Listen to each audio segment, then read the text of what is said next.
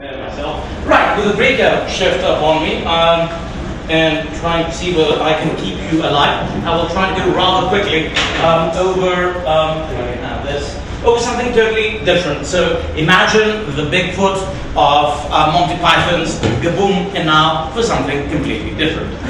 So I'm now going to be speaking about, well, for those of you who were in Mbriyo last time around, you heard me speak about ecosystems, which is what I'm looking at. I'm going to give you a little bit of an update, and I will start by drawing on what I was speaking about, and then say, well, what happens now? What happens in a world which is first dominated by big tech, and B, in a world where, shock horror, interest rates are starting to come and be a thing again, and the world starts being structured in a rather different way. Now, last time around, I started saying, look, platforms and ecosystems are a big thing. All the big companies in terms of market capitalization are companies that have their own ecosystems and build their own platforms, the like of Alphabet and Google and Microsoft and Amazon and Facebook, and they are in some permutation the top 5 firms, and they have from 2016 kept that position. And I said, look, what's interesting is that those that grow, like speaking at least of ecosystems, that's what we found, looking at some of their annual reviews, and as you'll see a bit of the work that I've done also with BCG, where I have an ad as a moonlight as an academic advisor to the Henderson Institute, looking at the annual documents of all the large companies. We see that there is a increasing amount of companies that mention ecosystems, and that appears to be leading to some buzz, which is true, and you can do lots of good stuff. So last time around I said there's a neat framework. I'm not going to be speaking about that. Actually, this framework in terms of what you can do in thinking about your ecosystem strategy was just out. So if you take the last issue of California Management Review, you can read it, and there's a 15-minute video where I go over the details, drawing on some of the projects that I've done, mostly with Evolution Limited, a pop-up advisory that I lead, and some of the clients that you can see on the board. It expanded to some FMCGs doing interesting work, and say working with Lavazza and thinking about how they can move into ecosystems. But that's just background, and I want to see what is going on today. There are 3 things that I'd like to cover with you, which is kind of what the news are and what we're thinking about. The first thing is to think about how the macro environment is reshaping innovation and ecosystems. I'm going to tell you that there is a bit of a moment of truth, and that there's been a lot of bullshitting, and that private equity has also been guilty of one sin too many, and that's starting to come to roost. And I will also tell you that that is going to have an impact. So we'll think about what impact that is. Then I'll speak a little bit about the power of big tech, because it's fun fantasizing about, I will be a big tech myself and something massive will come out of my little venture that is me and a cousin and some aunt's money that was able to support my first 6 months.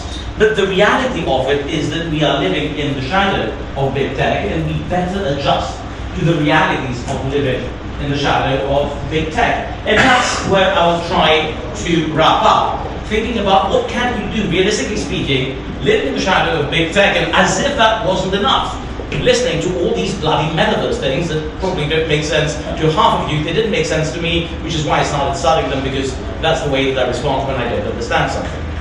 Right, so let me first start with the big picture. Now, we have to recognize that although there has been all this rhetoric that innovation is hard and the rest of it, the last 15 years have seen an excitement with disruptive change.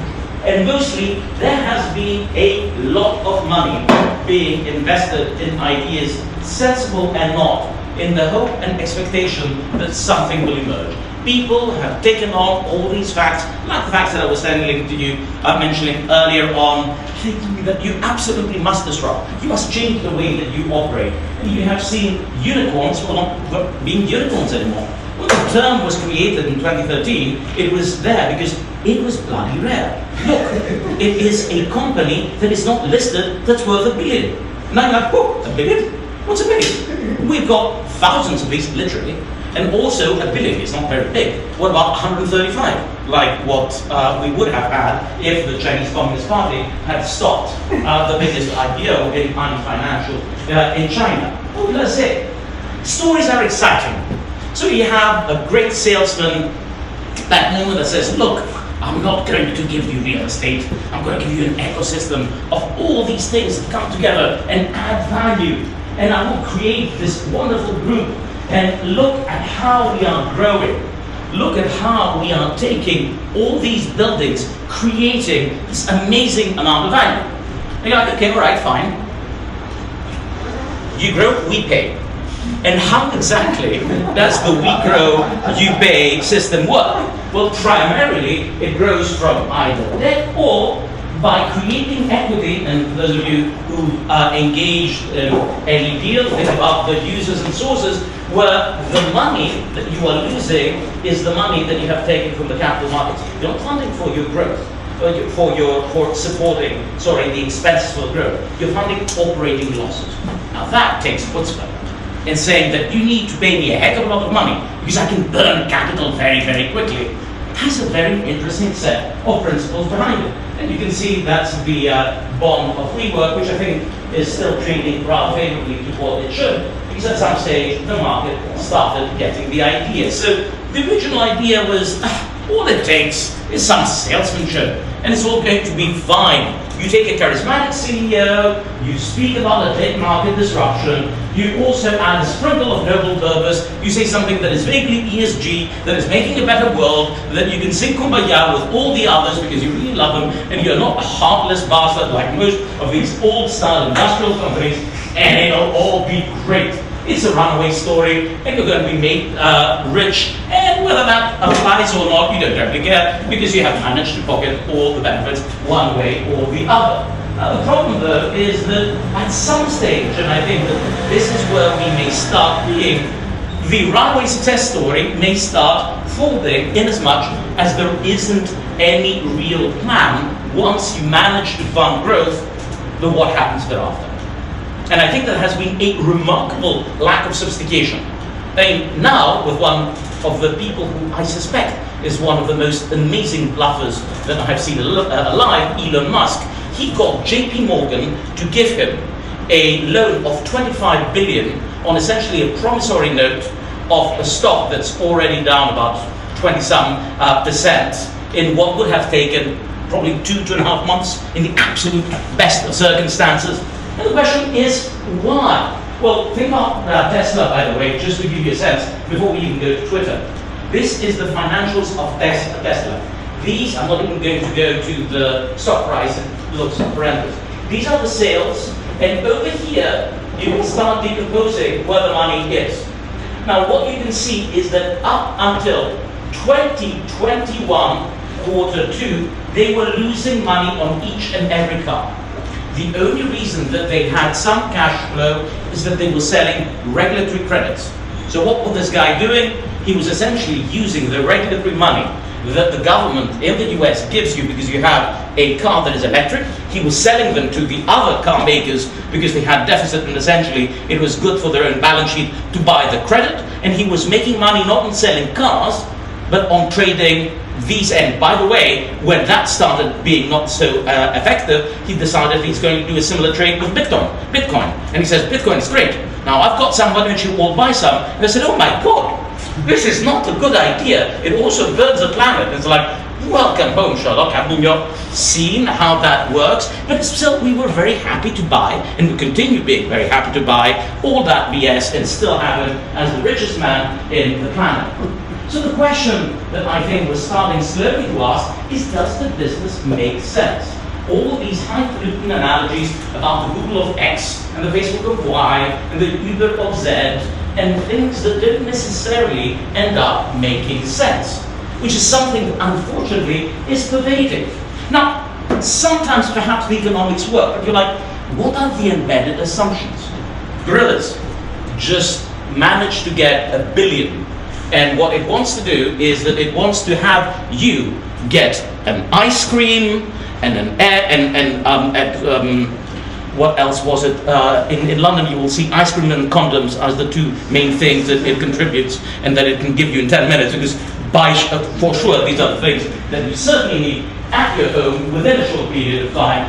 And it has managed to get 1 billion, an evaluation of 2.1 billion. So you're like, okay, all right, these people are able to do it, but what are the expectations of how you will be able to make money once you have managed to dominate?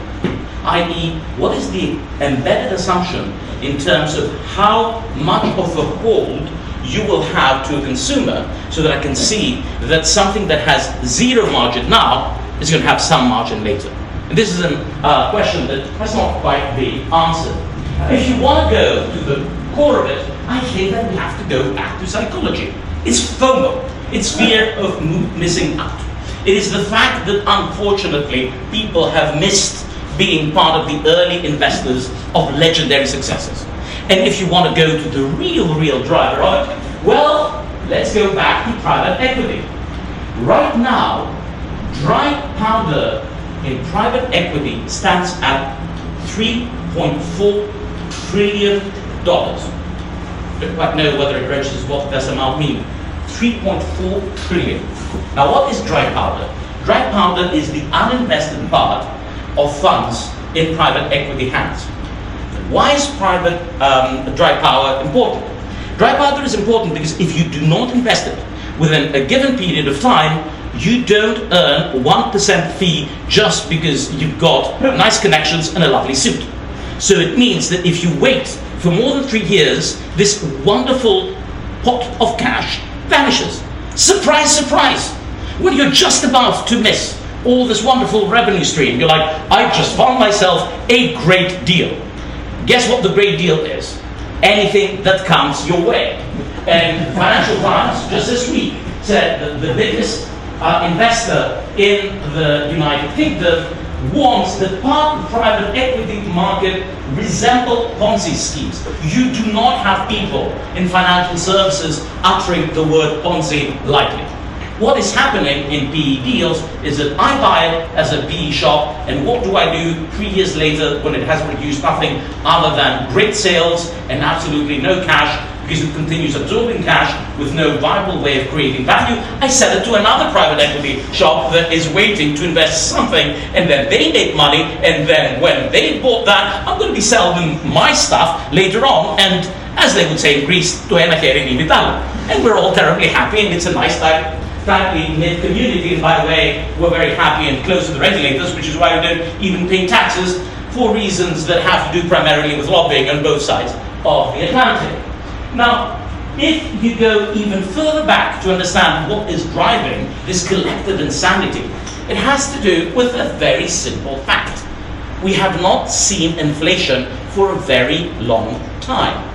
Now, this is just a sense of the interbank interest rates in the United States, and you can see where it has gone.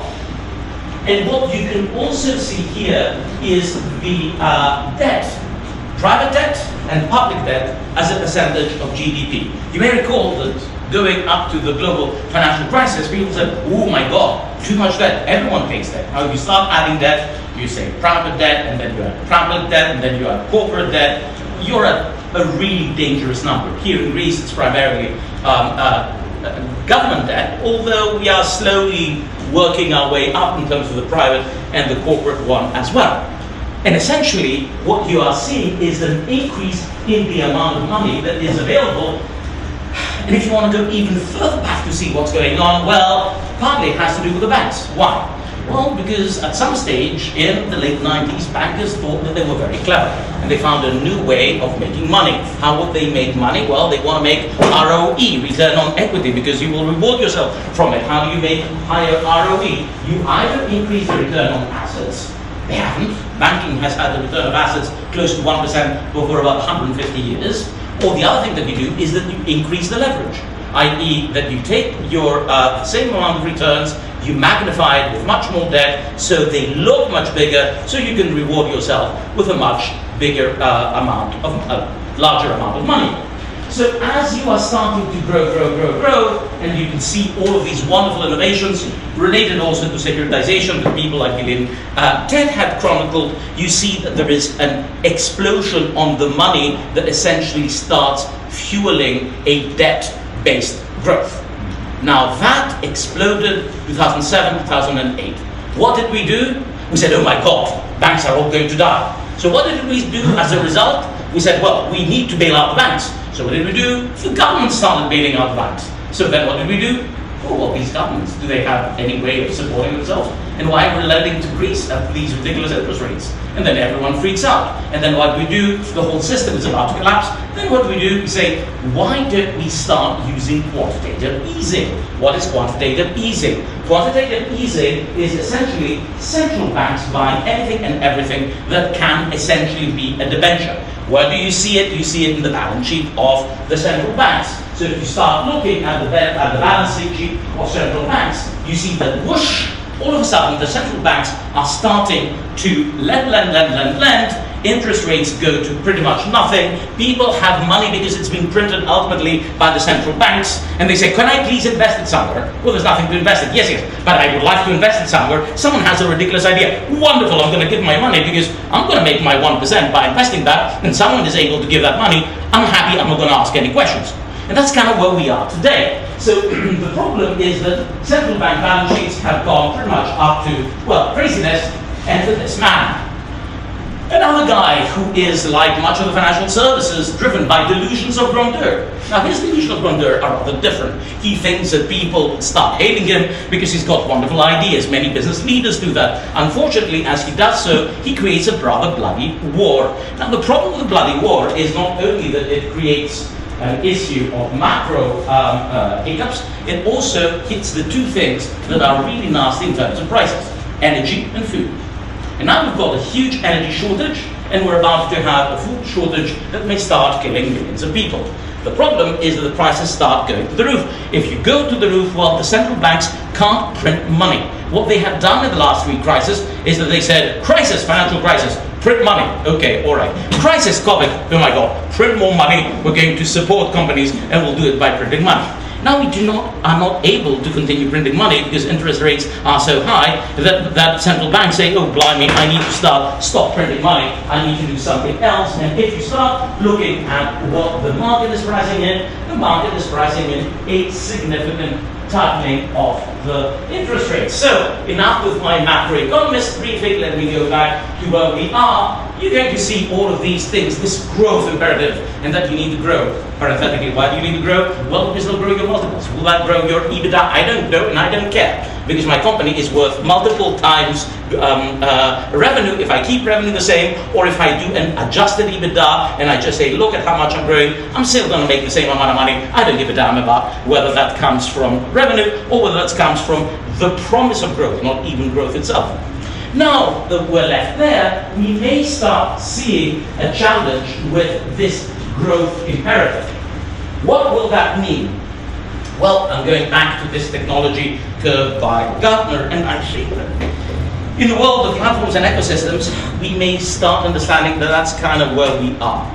Where are we? Well, we got too excited, and we got too excited partly because there was so much money, we would throw at anything that seemed like having a nice name, and we didn't terribly care looking at the details. They call it quick due diligence in the world of private equity and the people making their money out of it. And now we can't do that anymore. And as we can't do that anymore, we're in this interesting place because the reason that there were these changes that I showed you earlier on were that there were some interesting changes that do mean that some of these platforms and ecosystems have very real promise.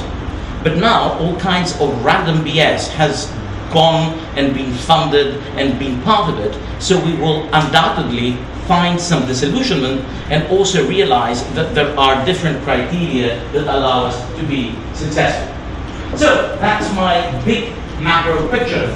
Let me now turn to something else. As we're trying to see what is the separation between the wheat and the chaff, what makes sense and what doesn't, that's when we start to need to go into the understanding of what big tech is And I would say that, unfortunately, the idea of new world big business, which is big tech fundamentally, and all the other ecosystems, whether they are plausible or not, some of you may recognize Anna Sorkin, and a somewhat almost as well-known imposture of a more recent vintage over there. It is the people that sell the dream and the people that have the power. And I'm going to tell you that there are some important differences, and that not all big platforms and ecosystems are born the same. Now, drawing on some recent research of mine, I'll tell you that the first thing that we need to do is to sort out between some fundamentally very different types of platforms and ecosystems. There are some that are extremely powerful enough to put our very democracy and polity at risk, powerful enough to become almost unregulatable, and right now busy trying to co-opt government in all countries, including our own, and I'll just mention a couple of fun snippets in that regard, and a few others that are not quite so strong. So what I will do is I will go through an exercise of looking at some platform ecosystems and try to come down to what are these features that mean that there are some ecosystems that are extremely powerful, they are gatekeepers with uncontested power, and others that are not uncontested. They are interesting, they can be valuable, but they are absolutely not uncontested. And I will speak about a few features that drive where power goes. The baggy in my particular example is Apple. And Apple is rather nasty in the way that it works in terms of its business arrangements. Make no mistake, in terms of the warmth and happiness kind of ads that they have around. Let's now think about, in particular, what you have if you are dealing with the App Store and you're thinking about iPhones. So if we think about App Stores, if you are a developer, you work and you can say, hey, I can work for Apple, I can work for the Apple App Store, or I can work for Android. And perhaps you would say, there's two, they compete. Actually, they do tell you that. Apple is very keen for you to know that it's two of them, they compete, and what's all the fuss about them being too powerful. But let's think about how that works. You see, the problem over here is that few people have both an iPhone and an Android. And this is a function of the price and a function of the way that you engage with technology. So you have one of the two. So the customers essentially are captive to either one or the other. Irrelevant of how big the market share, you're stuck with either your iPhone or you're stuck with an Android phone that you have. Now, if you are a developer, you can say, okay, I may decide that I don't like Apple because Apple is being nasty. Solid. I'm not going to write for Apple. I'm only going to be working for Android. But here's the catch. In a market, ironically, especially when there are network externalities, you can't quite do that. Let me give you an example. Note, in terms of conflict of interest, I have consulted them. Match.com, the creators of Tinder. Now, Tinder is the most popular dating site. Tinder works on all these sites. It works on a computer, it works on iPhones, it works on Androids. Match.com really doesn't like the way it is treated by Apple. It says, hey, not only do you ask 30%, you don't allow me to have anything in app, and you force me to take a marketing package that I don't need because I don't want to use your crap. And also I don't believe that I show up where I should. So it could say, I'm off. But if it does, imagine you with your Android phone. All of a sudden you're told, I can't date anyone who has an iPhone. They're cute. You can't not date people with iPhones. All of a sudden, the value proposition just goes down. And you're like, oh blimey, I'm stuck. And I will now need, whether I like it or not, to be continuing to work there. So you see, Apple is able to have a lock on the customers, which then translates to a lock on the developers, who then have, whether they like it or not, to abide to that. Now, if you think about other platforms, you think about PC gaming, you think about Epic or Fortnite that work on PCs. You're going to say, hey, aren't these people patrons with complementaries that write games for them and with customers that work, that go on a platform? Yes, but because they are in the same hardware and you can have both of them on the hardware, there's no real lock. If you want, you can move from one to the other rather freely. And if you think, I looked at live streaming and ride sharing, and if you think about the same thing, you see that with live streaming, it's the same thing. Which is exactly why, in the world of live streaming, you have some absolutely weird characters whom I have no idea about who they were, but they were very entertaining when I saw their videos, are people who are able to keep a good amount of the total value add. And just think about it from your own experience. And here in Greece, it's not going to be between Lyft and Uber, but between Beat and Uber. I thought Beat had the market. Beat recently ends up being crap because it's decided to abuse the terms with the complementaries it has. Any orchestrator that has a dominant position, as research finds, starts being not so nice anymore and starts squeezing them hard, which gave the possibility of Uber coming in and starting to push Beat out of the market. Now, I suspect that most of you, as certainly I do, have both apps on the market, on the phone. So do the taxi drivers. So the fact that these are big platforms, and you could have two big platforms, in Greece, Beat and Uber, as you would have iPhone and Android, doesn't mean that they are equally strong. They have no ability of squeezing because both drivers and passengers are able to shift from one to the other rather easily. Which is exactly, by the way, why you have seen, starting in Southeast Asia, the people who became very big in the ride-hailing business, like Grab, to move from being only the providers of rides to something broader. They want to deliver food, they want to have scooters. Why? Because they want to ensure that there is so much that you really become dependent on them, that you are locked in, because once you are locked in, they will keep you and they'll start abusing everyone else. So what you are now seeing is this interesting bimodal competition where some of these platforms and ecosystems become truly outstandingly and powerful and valuable, able to squeeze competition, whereas others continue life normally without any such power. From an investor, it is very important because you need to understand what's what. For a regulator, it's even more important because you need to decide how you're going to be managing the excess of power.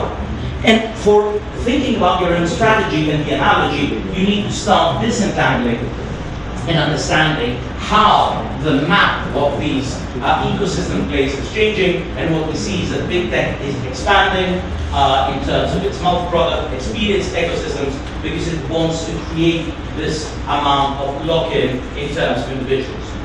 This is also part of another fascinating game that's going on recently, and I expect, or at least I hope, will continue going on, which is the angst of regulating platforms and ecosystems, something that I'd be able to speak about for quite a while, but we'll want to have a break rather than think about such a pathetic subject. There's a recent issue that I co-edited in Industrial Corporate Change, actually with the Chairman President of the Hellenic Competition Commission. We speak a little bit about the fact that Greece almost had a law regulating platforms and ecosystems that needed to be, we needed to push and have discussions in Maximo, and surprise, surprise, some of the members there are former or current solicitors for the two big platforms in Greece, and ultimately it was pushed down in the deliberation process, but that will require a bit more alcohol for me to go into the details. Be that as it may, I think that what we are seeing now is a shift in terms of what regulation can do, because we are increasingly understanding that there are some platforms that have extraordinary power on the one hand, and that others that do not. And hopefully it'll emerge that just the existence of a couple of alternatives is not enough to have a true competitive landscape. What do I expect? I expect that all of a sudden regulation is going to be unusually important in driving strategy. And the reason is that for most companies, like with big tech, Regulation will prescribe what we're allowed to do or not, and whether you're able to leverage scope, to leverage customer data, and what activities you'll be allowed legally to do. And if you look at what is happening now, if you look at what is happening, for instance, with the Digital Markets Act and the Digital Service Act, one of it is nearly finished, the other one in the process of being finished, you will see that there is a significant impact that will, for the first time, mean that the fault lines and the opportunities for the entrepreneurs will be defined partly by law. So the nature of the playing field will be driven by law. The second, not only does it drive big tech, it drives what entrepreneurs are able to do. And finally, I think that it will affect the benefits of scale, scope, and the margins, as well as what you can do with your big tech. Okay, so that's the general idea in terms of big tech. What is it that we can do if we're not big tech, if we're a normal company?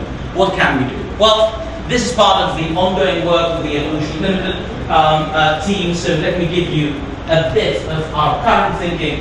It's work in progress, so I'd be delighted to speak a little bit more about that with you. Now, the first thing is that we need to think about what we can do and why we're in ecosystems in the first place. And I think that this is where it is interesting, because just having an idea, just trying to get a flywheel is not enough. You need to be much clearer in terms of what are the benefits that you expect, what are the potential upsides that you're going to get. And it might be that you want to broaden up your value proposition to respond to the emerging needs. You want to become a part of the bundle, B2B or B2C. You want to maintain visibility to the end consumer or to investors, or you want to enhance your ability to innovate. Each of them will require a slightly different flavor of how you're going to be engaging with ecosystems. And ecosystems look sometimes a bit surprising.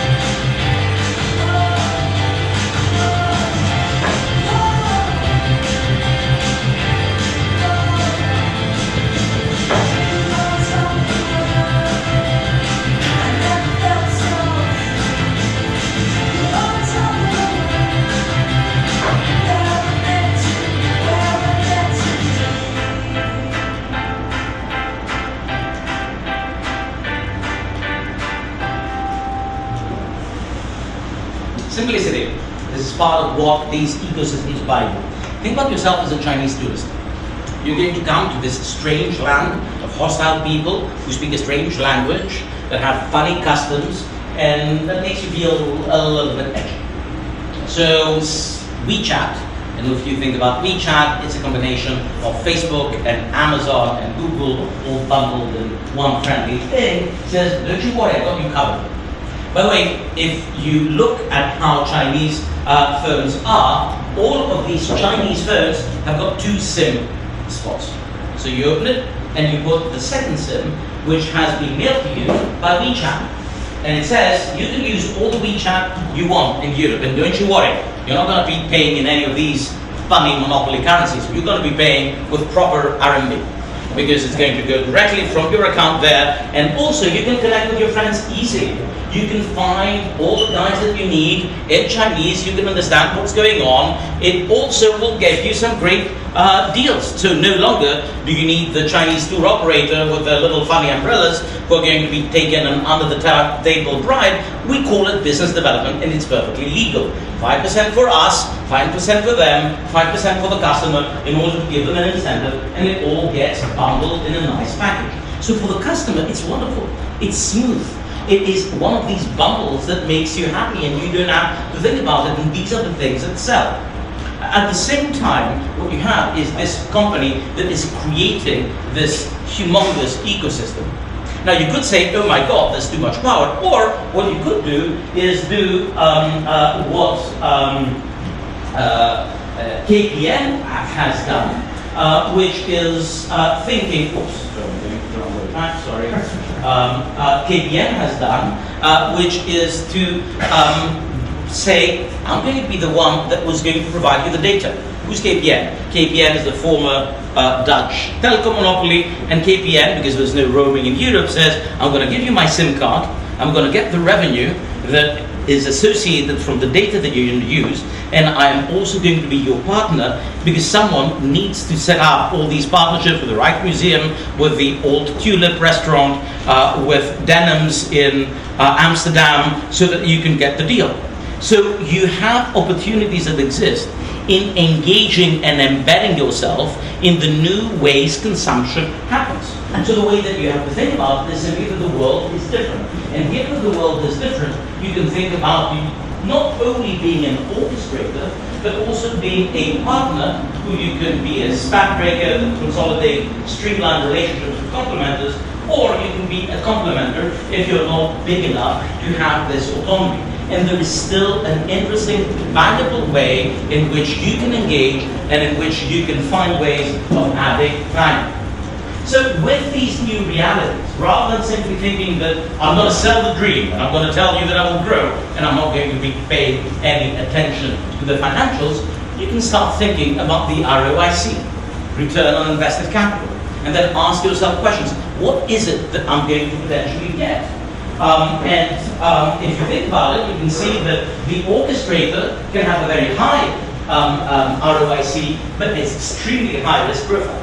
And most of them are actually going to fail because it is an extremely asymmetric and concentrated game.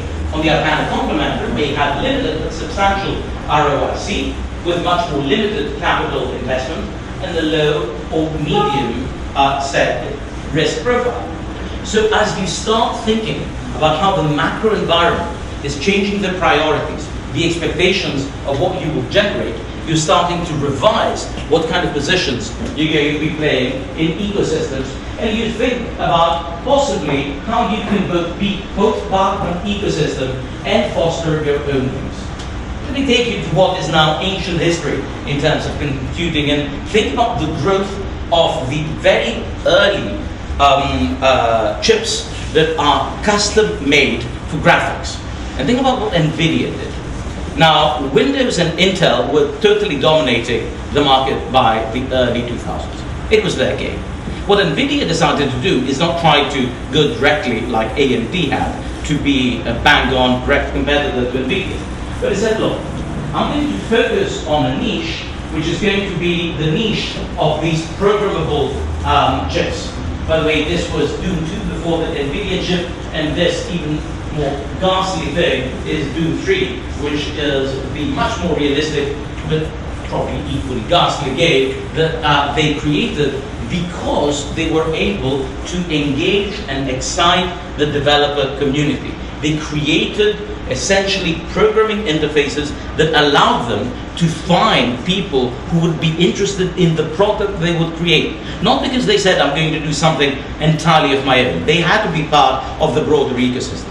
But they were able to manage it carefully, and for a significant period of time, they were able to growing an average of 72% cumulative annual growth rate in the 4 years after they introduced it as a result of their innovation. So, what is your company strategy as a complementer? This is where we're starting to say, okay, let's move from the high-level vision and start being a little bit more specific. And we start dividing them into two bits. You have the value creation, and you have the value capture. In terms of value creation, you can think about the value creation with three parties. Well, the end consumer. That's something that we've always been thinking about. We create value for our customer, yes, but at the level of the ecosystem, you also need to think about the orchestrator and whether they perceive value, and for the other complementers and whether they can perceive value. And in a moment, I'll show you how the mechanics, how the numbers may start looking different. So what NVIDIA did is that it didn't only think about the end consumer, it also thought about value creation for the orchestrator and for the complementers, working with the developers and also working with Microsoft as well. But if you think about value capture, both NVIDIA and Intel were able to not only create value, but also capture value doing two tactics, and I'll come to them because I think these are two very important tactics that can apply even to much smaller businesses. The first one has to do with replaceability, whether you can be substituted by someone else. The other with differentiability, i.e. whether you're visible to the final customer. What they were trying to create is something that would make them more valuable and their opponents not as able to capture value. What they were also trying to do, and that was the big innovation in the computing sector with Intel inside. You may remember these blue men and these drums with the original doom, doom, doom, doom of Intel, who for this, at that stage, unexpected feature of us being educated about something as esoteric as a central processing unit of a computer. It all of a sudden became visible to us and we started caring about it. So the final consumer needed to know it, and that protected them in allowing them to keep the capture of a share of the value add. Let me tell you how the strategic logic of these things works. If you think about simple things, this is a willingness to pay of a customer, and this is the amount of the demand that exists. Rather than simply thinking that, hey, I'm a complementer, and as a complementer, I'll simply try to push out another complementer. I'm creating a game in the App Store. I'll push out another game because my game is better than the other game. You're like, is there any other way in which I can expand the market? How would I be able to expand the market? I'd be able to expand the market either by creating something that expands the use of the market, creates more volume, or something that adds value to the orchestrator, or that adds value to the orchestrator and the rest of the complementers. Let me try to explain that by a few examples.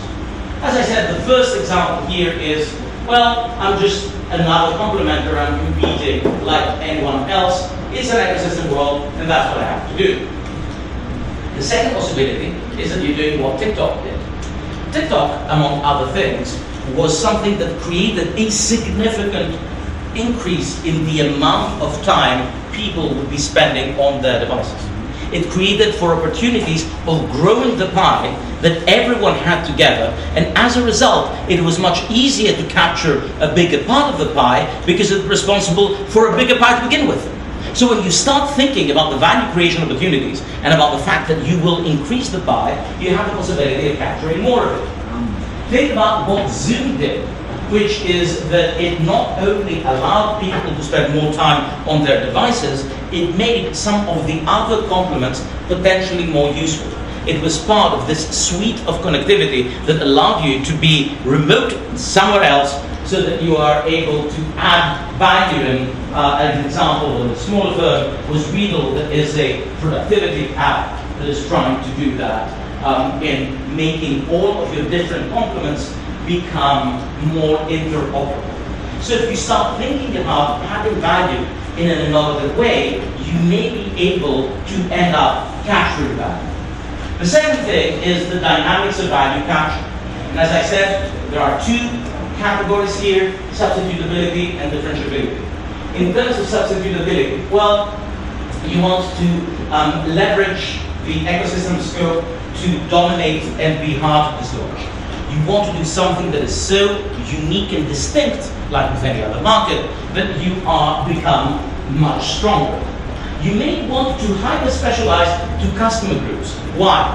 Well, because these ecosystems allow you to create complex webs of offerings. We have seen that because we have seen companies in now, for instance, chronic diseases like diabetes, with companies like Omada that are able to hyper-specialize if you have diabetic issues, to give you a really nice, nifty packet that goes all in all and finds other complementers in order to respond to your needs.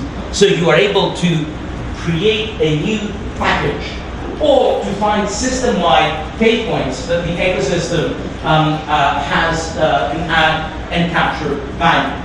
So companies, in addition to Omada, that do that is about you which is an app that allows you to be able to see yourself and the dresses that you might buy, and as such improve.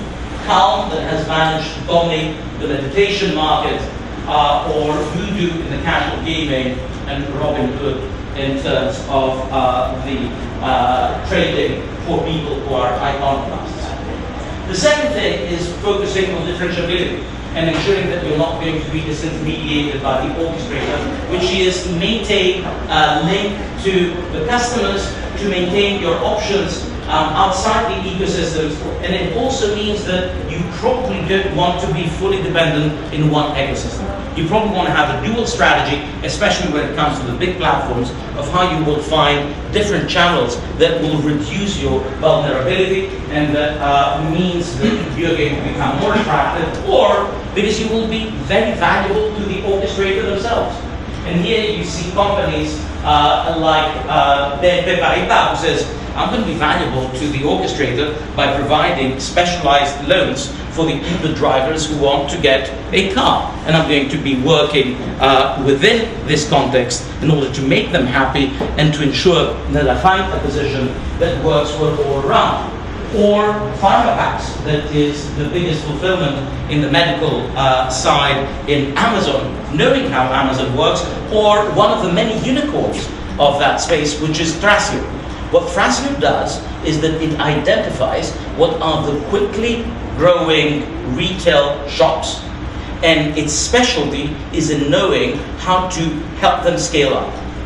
It borrows money from the capital markets.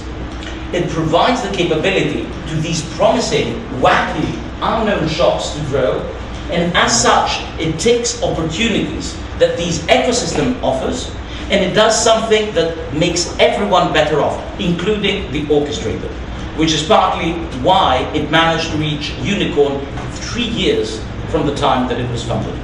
Just the right strategy is able to make a difference. And of course, you have the possibility of building exclusive. Finally, you'll want to actively engage with ecosystem governance and possibly try to shape it. One of the things that we have seen is that governance rules evolve and become tighter as giants are trying to turn into value capture.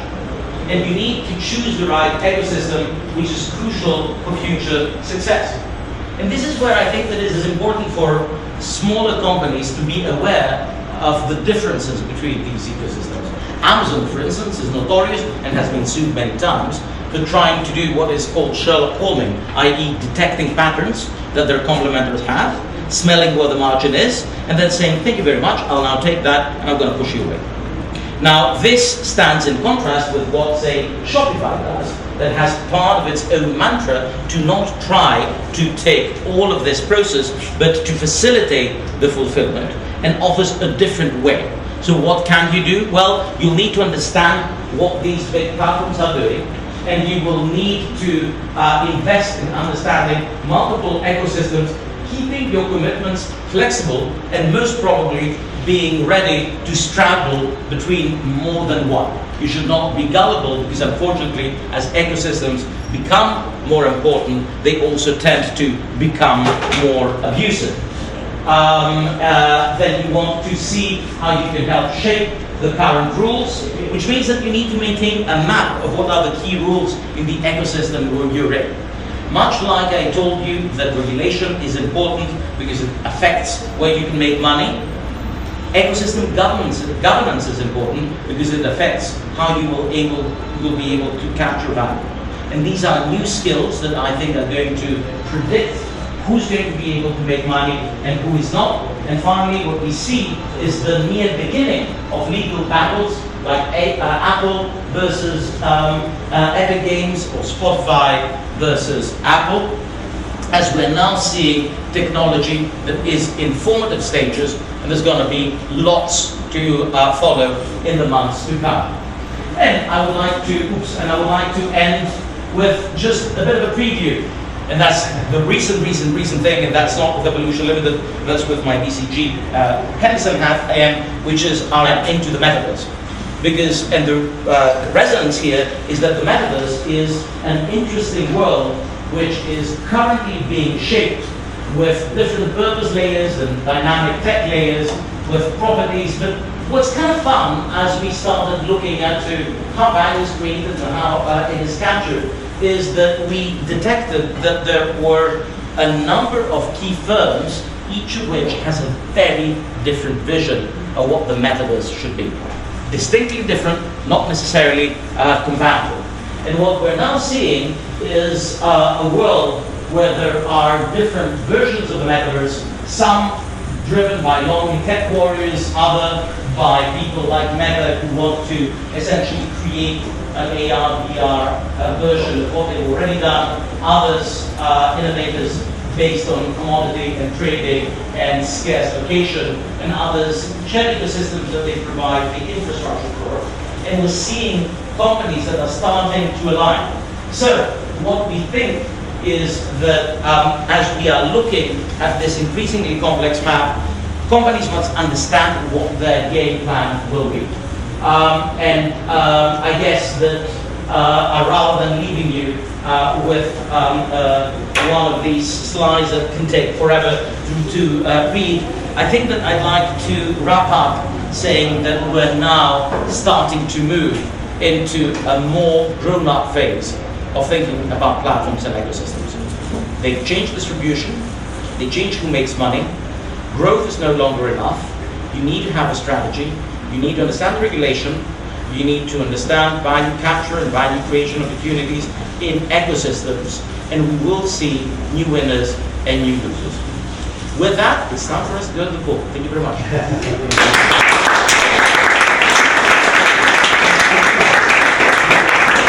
Do we have any questions for Michael? Or did he answer all the questions today?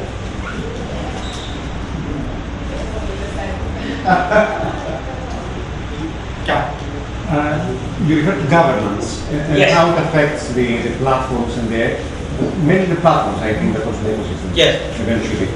So, is the governance a necessity? Will it increase the value for the corporations? Is it something that it's enforced on them because they need to follow certain rules, or they can create and grow through certain governance features? Fantastic question. The answer is yes, yes, yes, and yes. So the problem is that it is not. It's the answer is yes, partly to all of them, in the sense that lack of any governance rules ultimately, and the more competition there is, will lead to complementers disappearing. And I think that what we have seen is pushback by complementers and some of the platforms changing part of the rules, and partly it is that it also makes for bad PR. I think that there is now an increasing understanding, slowly increasing, but increasing, in the regulatory community that platform governance is important. The Competition Market Authority in the UK, I think, has done a better job than the European Union. They're much more pragmatist than the EU, who tend to be somewhat more idealistic in terms of the way that they consider law. And they have mentioned that they will want to audit how things are governed within platforms and ecosystems. And the reason is that if you create sub-economies that have particular rules of dispute resolution, rules of how you enter, rules of what is considered to be a legitimate expropriation versus something that you can claim not to do, then clearly these rules must conform to what society thinks is more or less correct. We have not yet seen this pushed in a systematic way, which is, I'm saying, partly. So there is currently some effort to increase the attention. I think that the question of governance is important. I think that there were a few people who basically had said, we think that we shouldn't regulate platforms because it's too complicated, let them do self-regulation. But I think that, I hope at least, that it is becoming clear that self-regulation is a complement, not a substitute to regulation. If you don't have a threat of some hardcore regulation that is not sophisticated, no really good self-regulation will ever emerge, because nobody wants to restrict their own activities. So, how will it go? It depends. I think that's a question of pragmatic and political push and pull in terms of how much they will push. Final bit in that, I remember we had some conference where one of the senior tech analysts, Riley, observed that Google in Europe was regulated by the Irish authority because it's headquartered in Dublin, right? And they rightly observed that the Irish regulator's annual budget was less than the kombucha budget of that part of Google. So you have some significant issues in terms of both the skills and the funding, and I think this is a general governmental issue. We're starting to move to technology, pollution, and other systemic issues when the governments have been defunded, de-skilled, deprived from any career path that would attract any reasonable people, even if they were civic-minded. So we have a big crisis in the way that governments can interface with some of these advanced things. So where will these go? You know, I don't know, but I think that there is an increasing amount of debate around these issues, including governance and governance. It's a hot issue. Yeah.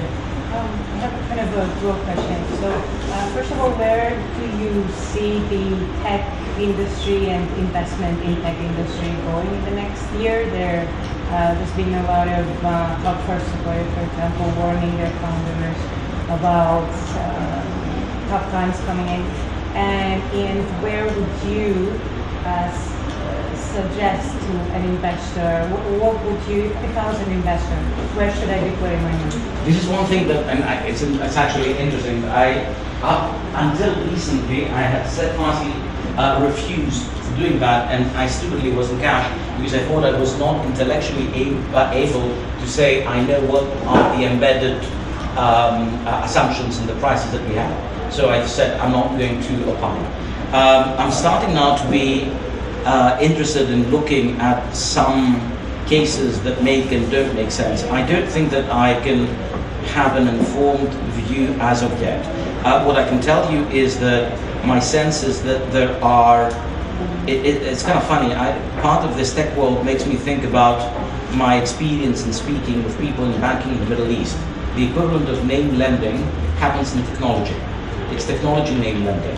You know, it's people that have some reputation for better or for worse because they were lucky or they were smart, and then they are able to, generate more opportunities for investment. And I think that there is going to be a greater amount of scrutiny by necessity, because I think that not all of these plans will end up panning out. Some are so outrageous. I think Tesla is so demonstrably outrageous that the guy may be able to get away with it because he has gotten so much cash that he can essentially take what could have been unviable and turn it viable, only because capital came his way. So I think that there's going to be a bit of reckoning now that the economy is going to start having higher interest rates, but you still have a significant amount of the same fundamentals that are there. You still have dry powder in private equity to the tune of well over 3 trillion. And I don't think that that is going to go away immediately. So it also depends on your time horizon. I think that there are some plays that are going to be very different in whether you take a 6 to 12 month to a 3 to 5 year horizon. I don't want to venture beyond my comfort zone because I don't want to give you specifics on sectors that I haven't looked carefully at. Sorry. Don't worry, I won't invest solely based on that. No offense. Okay, we'll have a little... I actually don't have to invest. Okay. All right, so, Michael, I will have to retreat you and delegate you to the cocktail venue. Thank you so much.